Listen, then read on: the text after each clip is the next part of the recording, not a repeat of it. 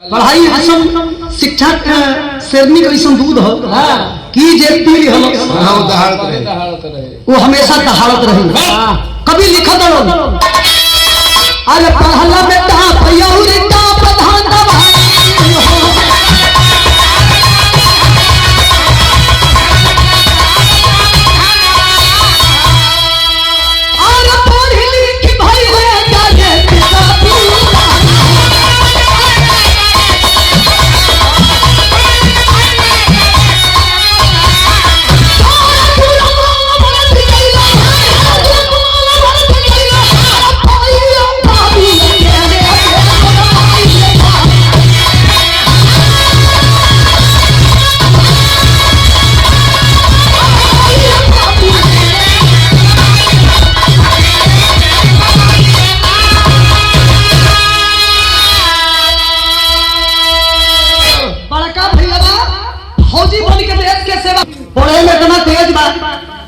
कि डायरेक्ट कप्तान बनो।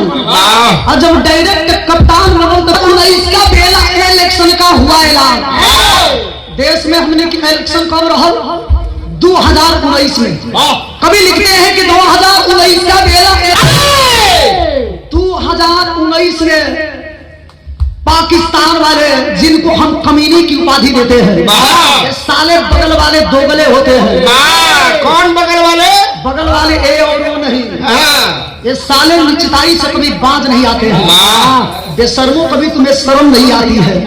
हमेशा हमारे पीठ में छुरा भोंकने का काम करते हो। हम जिससे भाई कहते हैं भाई कहाने के लायक भी नहीं हो।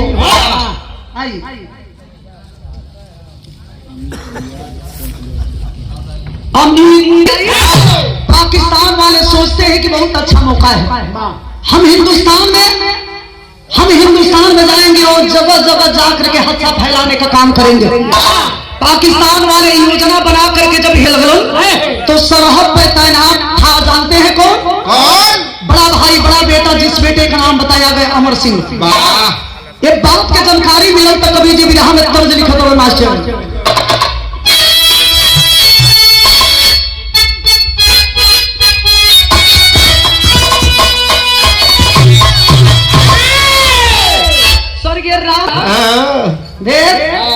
बड़ी चिटका तड़ी मन छुआई ना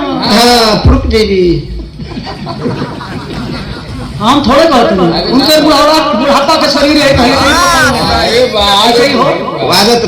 आदत रहे ऐसे ही पकड़ के हरी धरी के गाई। कैसे गाई बहानू? कैसे?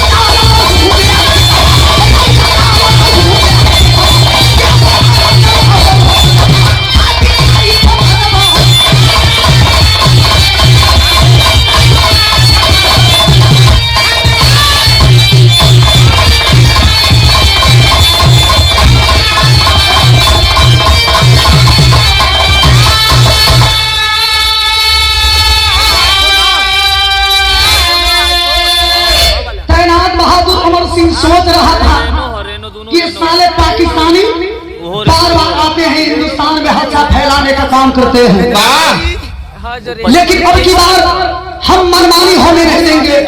ईंट का जवाब पत्थर से चुकाएंगे।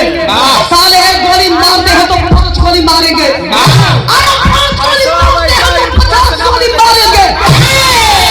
इतना रेलो कि साथ लोग आगे भागी तो पीछे ना किलो। पहला आलिम कितना रहा? तबे तो याद नहीं कि मर्दम से भेंट हो लेके आइडिया कुछ कर दे, कुछ उपाध्यक्ष महोदय के पिताजी, हमारे पिताजी पंचम जी की ओर से 50 रुपए का आशीर्वाद। पंचम जी 50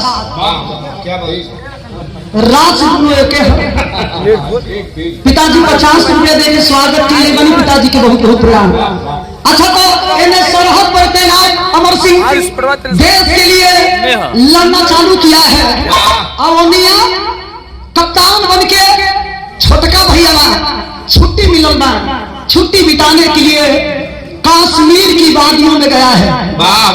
जब कश्मीर में गई तो आप लोग जानते बने कश्मीर कैसन होला। एक घड़ी के बतिया छोड़ा गर्मी में जब हाल रहेला, ते घड़ी के जइबा तो लाश बन जीबो। कश्मीर में छुट्टी बितावे खातिर गई लोग, और वही छुट्टी बितावे में जब कश्मीर में एगो लड़की से मुलाकात भई बा। लड़की गोरकी गाल वाली, भुवर भुवर आँख वाली, साला ओट बुझाता जैसे कतरनी चावल हो, गर्दन सुराहीदार, आँख बुझाता जैसे आम के फारी हो, पेट बुझाता जैसे पुरई के पतई हो, और नीचे साला परिहाई एक मुठ्ठा के और नीचे हो भैया। नीचे से काम मतलब है ओकर जगह के नली के खामा लगे हो। बाबू काम करो तो मर गए बोल दे हो लागल बाटे मरी हो नापत मर गई। तू ऐसा काम मत कर। अच्छा तो जब गोरकी गाल वाली लड़की से मुलाकात भई के जाल में फंस जाता है। लड़की कोनो साधारण लड़की ना रहो, उजाना तो निकाल रहो, अंग्रेजों के दलाल रहो, अरे पाकिस्तानियों के दलाल रहो। जब अपने कब्जा में ले लिया कप्तान साहब के तो उहे करावे लगल जौन जौन कहे कि तो क्या साया फीचे तो फीचे मर्दा क्या नहीं करता, उहे काम करे जो लड़की आदेश करे।